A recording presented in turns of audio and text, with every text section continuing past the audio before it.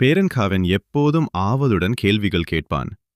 ஒருநாள் தாத்தா அவனை அழைத்து ஒரு ரூபாய் நாணயம் கொடுத்தார்.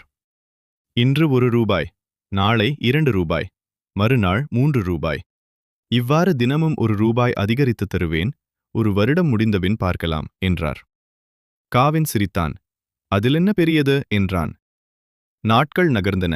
ஒவ்வொரு நாளும் காவின் 1 ரூபாய் அதிகமாக பெற்றான். 10 நாட்கள் முடிந்தபோது அவன் நாணயங்களை வரிசையாக வைத்து எண்ணினான். அது அவன் நினைத்ததை விட அதிகமாக இருந்தது. 30 நாட்கள் முடிந்தபோது அவன் பெற்ற மொத்தம் 465 ரூபாய். அவன் கண்கள் விரிந்தன. தாத்தா, இது மெதுவாக சேர்ந்து பெரிய தொகை ஆகிறதே. தாத்தா சிரித்தார். அவசரப்படாதே, இன்னும் காலம் உள்ளது. மாதங்கள் கடந்து சென்றன. காலண்டர் பக்கங்கள் மாறின. நாணயக் குடுவை நிரம்பிக் கொண்டே இருந்தது. 1 வருடமுடம் முடிந்த நாளில் காவின் எல்லா நாணயங்களையும் தரையில் பரப்பி எண்ணினான். மொத்தம் 66,795 ரூபாய்.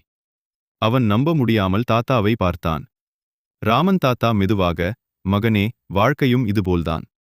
தினமும் சிறிது முன்னேற்றம் செய்தால் 1 வருடத்தில் பெரிய மாற்றம் வரும்.